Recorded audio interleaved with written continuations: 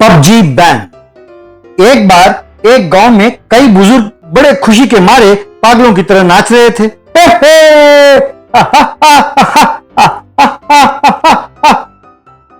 तभी दूसरे गांव से एक व्यक्ति वहां आया और इन्हें नाचते हुए अजीब से देखने लगा। एक व्यक्ति नाचते हुए मुसीबत टल गई, सरदर्द टल गई, जीवन में रोशनी आ गई कहकर नाचने लगा। परेशानी टल गई, छुटकारा मिल गया, अब मेरा बेटा फर्स्ट रैंक पाएगा, हमारी जिंदगी में अच्छे दिन आ गए कहकर कूद रहा था। वो व्यक्ति वहां खड़े एक और व्यक्ति से, भाई साहब ये क्या हो रहा है? आपके गांव में किस बात की खुशी मनाई जा रही है? क्या हुआ? सबको एक साथ लॉटरी लग गई है क्या? अरे लॉटरी? अरे भाई इससे भी बड़ी बात हो गई है। वो कुछ और नहीं, तुमने आज का अखबार या टीवी नहीं देखा क्या? हमारे सरकार ने पबजी नाम के एक बेकार गेम को बैन कर दिया है। इन सबके बच्चों ने उस गेम के चक्कर में इतने दिन अपनी जिंदगी बर्बाद कर रहे थे। अब उस मुसीबत से इन्हें छुटकारा मिल गया है, इसीलिए खुशी मना रहे हैं। एक घर में एक युवक कहकर नींद से उठते हुए तकिए के नीचे से मोबाइल निकालकर देखा, ये क्या? हाय रे, मेरा पबजी गेम का क्या हो गया? ओह माय गॉड, अब क्या करूं कहकर चिल्लाने लगा। तब उसके पिताजी, अरे वो तो बेटा कल ही बैन हो गया था, तुम नहीं जानते? वो अपने माँ बाप को देखते हुए, वैसे आप लोग कौन हैं? मैं कहाँ हूँ? ये कौन है? मेरी माँ जैसी लगती है। अरे कमबख्त, गेम में लीन होकर अपने माँ बाप को भूलने की नौबत आ गई। पबजी में ऐसा खो गया कि अपने माँ बाप को ही भूल गया कहकर एक डंडा उठाकर उसे मारने लगा। एक और घर में एक लड़का लैपटॉप के सामने बैठकर बिलख बिलख कर रो रहा था। सब कुछ खत्म हो गया, सर्वनाश हो गया। अरे जैसे मैंने सोचा था वैसे ही हो गया। हे भगवान, मेरी जिंदगी को यूं बर्बाद क्यों किया? मैंने तुम्हारा क्या बिगाड़ा था? अगर वो युद्ध करने आए थे तो उनसे लड़ना चाहिए था। हम जैसे आम जनता से बदला क्यों ले रहे हैं? ये बदला क्यों ले रहे हैं? कहकर रोने लगा। पास ही बैठी उसकी माँ चिंतित होकर, अजी सुनते हो? अरे कहाँ हो? जल्दी आओ, मुन्ना को कुछ हो गया है, लगता है कि उसका कंप्यूटर बिगड़ गया है, अरे जल्दी आओ कहकर चिल्लाने लगी। तब बाप दौड़ता हुआ वहां आया। देखो तो सही, बेचारा मुन्ना दिन रात कंप्यूटर के सामने पढ़ता रहता था, खाना पीना सोना सब यही होता था। लगता है कंप्यूटर बिगड़ गया है, उसे ठीक करो ना, उसका रोना बंद कराओ। पढ़ाई क्या खाक करता था? ये कमबख्त 24 घंटे उसमें वो बेकार का पबजी गेम खेलता रहता था। अब वो बैन हो गया है ना, अब ये रोग छूटा। अरे उठ उठ निकम्मे कहकर उसे 4 थप्पड़ मारा। एक ढाबा में कुछ लोग खाना खा रहे थे तो उनके पीछे कुछ युवक डंडों को बंदूक की तरह पकड़कर एक दूसरे पर गोली चलाने का नाटक करते हुए और खाने वालों के पीछे छिपने का नाटक करते हुए वहां बहुत शोरगुल कर रहे थे। Come on, shoot shoot, ammo लो, एमो लो, एमो एमो करने लगा। तुरंत मुझे स्किन बदलना होगा, अरे जल्दी मुझे मेरा स्किन बदलना होगा। मिली वेपन्स, आई गॉट इट कहकर शूट करने लगा। मेरा हेल्थ कम हो रहा है, अरे हाय रे मेरा हेल्थ कम हो रहा है कहकर उठक बैठक करता हुआ शूट करने लगा। इन सबको देखकर वहां खाने वाले सिर पकड़कर बैठ गए। एक दिन उनके गांव में एक ऑटो पर घोषणा होने लगी, पबजी प्रेमियों के लिए एक जरूरी सूचना। पबजी प्रेमियों का हार्दिक स्वागत है। जो पबजी खेलना चाहते हैं वो अपना अपना मोबाइल लेकर हमारे कहे हुए पते पर पहुंच जाएं। वहां प्रबंध किए स्पेशल वाईफाई पर आप पबजी खेल सकते हैं। युवाओं की खुशी में ही सरकार की खुशी है। आपका शुभ चिंतक जिला कलेक्टर। अगले दिन सारे युवक मोबाइल के साथ कलेक्टर ऑफिस पहुंचे। सर वाकई आप महान हैं सर, पबजी के बगैर सोए हुए हमें 4 दिन हो गए हैं सर, देखिए आंखों के नीचे घेरे आ गए हैं। सर आप तो भगवान हैं, जल्दी से उस स्पेशल वाईफाई का पासवर्ड दे दीजिए सर, हमसे ये देरी बर्दाश्त नहीं होती।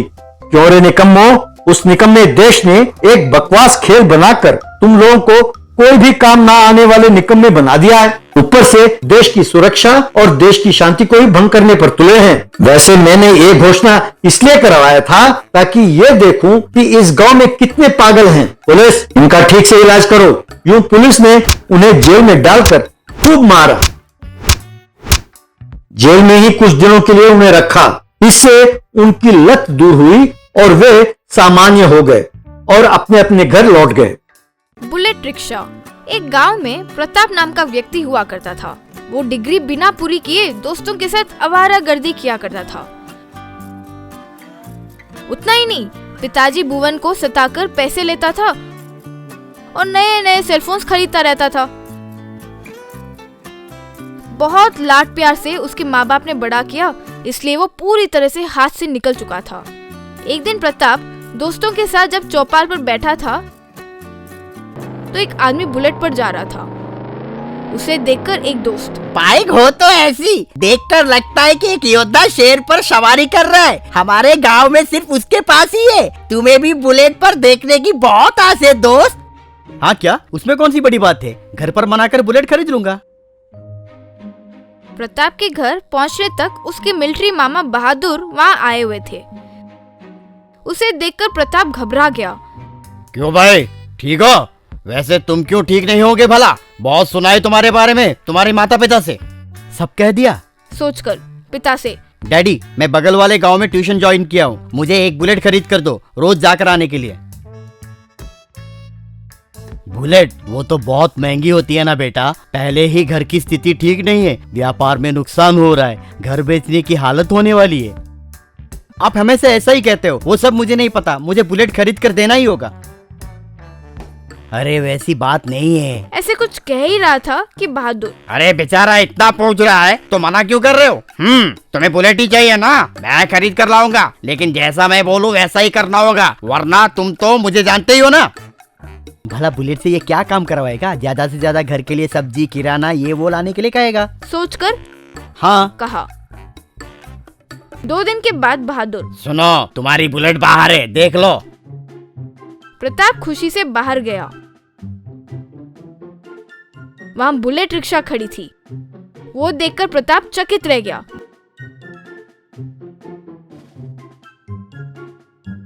ये लो तुम्हारा मांगा हुआ बुलेट। आज से तुम्हें ये बुलेट रिक्शा चलाकर पैसे कमाने होंगे। घर में हर दिन कम से कम 1000 रुपए कमा कर लाना होगा। नहीं किया तो तुम्हारे लिए फिर स्पेशल मिलिट्री ट्रेनिंग का बंदोबस्त करूंगा। प्रताप डर गया। प्रताप सेंटर पर बुलेट रिक्शा को खड़ा कर, आओ भाई आओ, कमलापुर सेंटर के लिए 20 रुपए, कारखाना तक 30 रुपए, यूं आवाज देने लगा। एक आदमी आकर, ये तो बढ़िया चीज है, रिक्शा की छाव भी और बाइक की तेजी भी। हाँ तुम्हारा क्या जाएगा? 20 रुपए देकर बुलेट पर घूमोगे और इतने पैसे होने के बावजूद मैं तुम्हारा ड्राइवर बनूंगा। हाँ? सोचा। प्रताप इस तरह उस बुलेट पर सवारी शुरू किया। उसके दोस्त हैरान रह गए।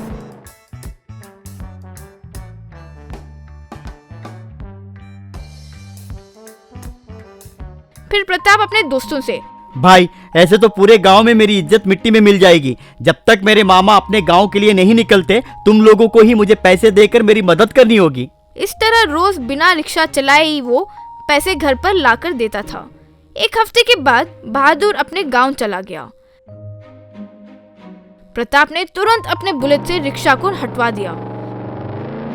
फिर उस बुलेट पर अपने दोस्तों को बिठाकर बाहर घूमने लगा। एक दिन भुवन प्रताप से, बेटा मैंने तुम्हें पहले ही बताया ना, व्यापार में नुकसान चल रहा है, गांव भर में सबसे उधारी ले चुके हैं, अब हमें घर बेचना ही होगा। हम तो किसी छोटी सी झोपड़ी में रह लेंगे, तुम शहर जाकर मेरी बहन के यहाँ रुको, मैंने उससे बात किया है, यहाँ रहोगे तो तुम्हारी भी इज्जत चली जाएगी। प्रताप को एकदम से शर्मिंदगी महसूस हुई। क्या कह रहे हो पापा? आप लोगों को इस हालत में छोड़कर मैं क्यों जाऊंगा? बुलेट खरीद कर देने कहा इसलिए आपने वैसा कहा सोचा। अब से इस घर की जिम्मेदारी मेरी, दिन रात काम करके उधारी चुका दूंगा, घर कहीं नहीं जाने दूंगा। माता पिता खुश हुए। उस दिन से प्रताप बुलेट रिक्शा चलाने लगा, बहुत मेहनत करने लगा।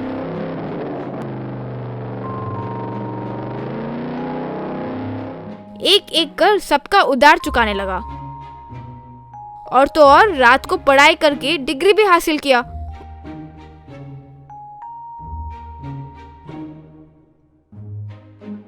उसकी अच्छी नौकरी लग गई। भुवन और उसकी पत्नी उसे देखकर गर्व महसूस करते थे। फिर प्रताप बुलेट से रिक्शा निकालकर बहुत गर्व से उस पर बैठकर ऑफिस जाया करता था।